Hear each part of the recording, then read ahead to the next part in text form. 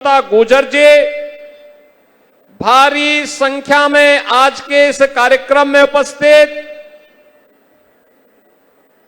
अमरोहा और धनौरा से जुड़े हुए जनपद के मेरे सभी बहन और भाइयों, मैं सबसे पहले महाभारत कालीन पावन तीर्थ की भूमि तिगड़ी से जुड़े हुए इस जनपद को वासुदेव तीर्थ के नाम पर, जिसने द्वापर युग की स्मृतियों को जीवंत बनाए रखे हुए है, ऐसे अमरोहा जनपद की इस पावन धरा को कोटि कोटि नमन करते हुए आप सभी का मैं अभिनंदन करता हूं।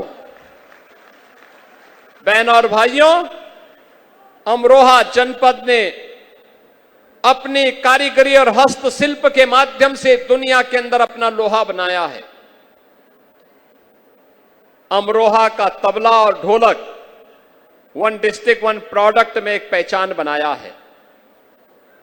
अब यहां पर आपने देखा होगा कि यहां का अन्नदाता किसान अपनी आम की उपज को वैश्विक बाजार में पहुंचाने का काम कर रहा है।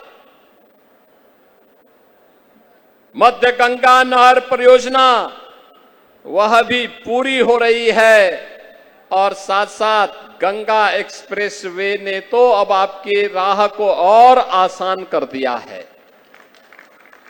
याद करिए ना, आज से 10 वर्ष पहले कोई सोचता था कि अमरोहा से दिल्ली की दूरी इतनी कम हो पाएगी? कोई कल्पना कर सकता था कि अमरोहा से लखनऊ और प्रयागराज की दूरी इतनी आसान हो पाएगी? लेकिन यह भी हुआ है और अभी तो हम लोग हरिद्वार की दूरी को और आसान बनाने जा रहे हैं। हमने प्रशासन को बोल दिया है, किसानों को अच्छा दाम मिलना चाहिए जमीन का। और बहनों और भाइयों, अमरोहा जनपद अब ऐसा जनपद हो गया है, कोई अब उसको पिछड़ा जनपद नहीं कहेगा। जैसे यहां की तबले की थाप कहीं भी बसती है लेकिन नाम अमरोहा का आता है, ऐसे ही विकास के पैमाने पर एक नए प्रतिमान की ओर स्थापित हो रहा अमरोहा अब अपनी पहचान बनाएगा। यहां का औद्योगिक विकास के लिए बन रहा पार्क, हसनपुर में बन रहा पार्क, औद्योगिक विकास को एक नई ऊंचाई देगा। कल्पना करिए, क्या ये विकास, क्या ये औद्योगिक निवेश, क्या ये 17 के पहले संभव था? यहां के गन्ना किसानों को गन्ना मूल्य का भुगतान हो, क्या ये 2017 के पहले संभव था? नहीं। 2007 से 17 के बीच में पिछली सरकारों ने, याद करिए, प्रदेश की 29 चीनी मिलों को बंद किया था। 21 चीनी मिलों को औने पौने दाम में बंद बेचने का काम किया था। और अगर वही सरकारें होती बहनों और भाइयों, अब तक उत्तर प्रदेश का पूरा चीनी उद्योग बंद हो चुका होता। आज डबल इंजन की भारतीय जनता पार्टी एनडीए की सरकार 122 चीनी मिलों का संचालन कर रही है। गन्ना मूल्य का हम लोगों ने अब तक 3,23,000 करोड़ रुपए का गन्ना मूल्य का भुगतान किया है।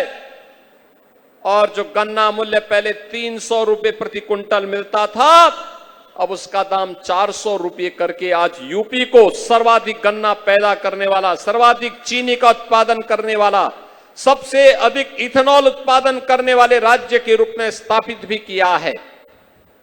बहनों और भाइयों, ये वर्ल्ड क्लास इंफ्रास्ट्रक्चर आने वाले 50 और 100 वर्ष की योजना को लेकर के तैयार किया गया है।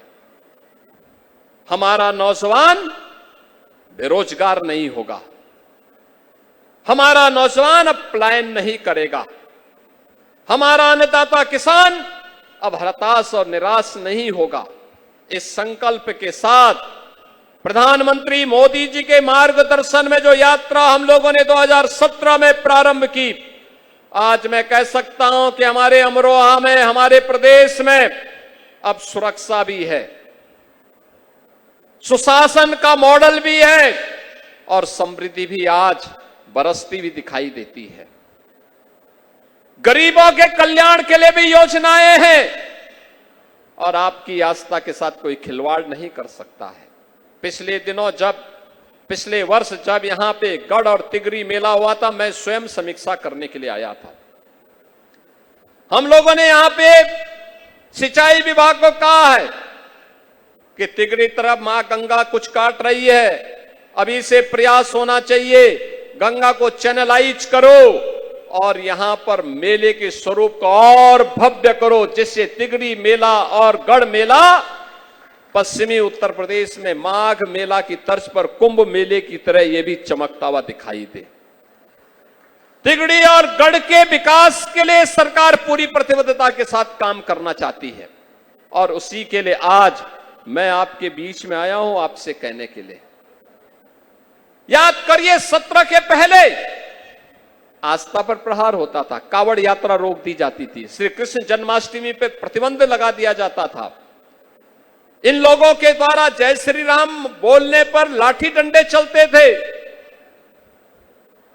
आस्था के साथ खिलवाड़ होता था, सरकारें मौन होती थी, न यहां पे दुर्गा पूजा होने दी जाती थी, न कावड़ यात्रा चलने दी जाती थी, न रामनवमी की शोभा यात्रा निकल पाती थी, न जन्माष्टमी के अवसर पर कोई आयोजन हो पाते थे। 2017 में आपकी सरकार बनी, आज कावड़ यात्रा में कोई रोक नहीं, आज रामनवमी की शोभा यात्रा पे कोई रोक नहीं, आज प्रदेश में श्री कृष्ण जन्माष्टमी के अवसर पर कोई रोक नहीं। तिगरी मेला में जाने वाले श्रद्धालु जनों को सरकार सुविधाएं उपलब्ध करवाती है, आस्था का सम्मान करती है, उसे हर स्तर पर सहयोग करती है और विकास के लिए इतने बड़े बड़े परियोजनाएं आ रही हैं।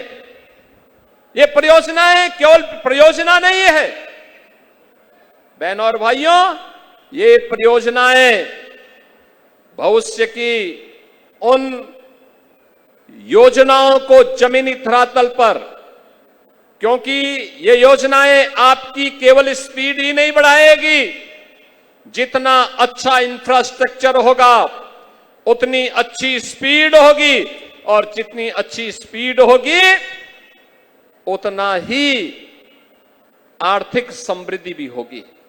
उस आर्थिक समृद्धि के नए आयाम छूता हुआ अमरोहा जनपद आगे बढ़ेगा और इसी के लिए गंगा एक्सप्रेसवे पर हमारा फोकस था कि अमरोहा जुड़े और अब तो अमरोहा उसके माध्यम से नई ऊंचाइयों को प्राप्त करता हुआ दिखाई दे रहा है। बहनों और भाइयों, दिल्ली की दूरी कम हुई है।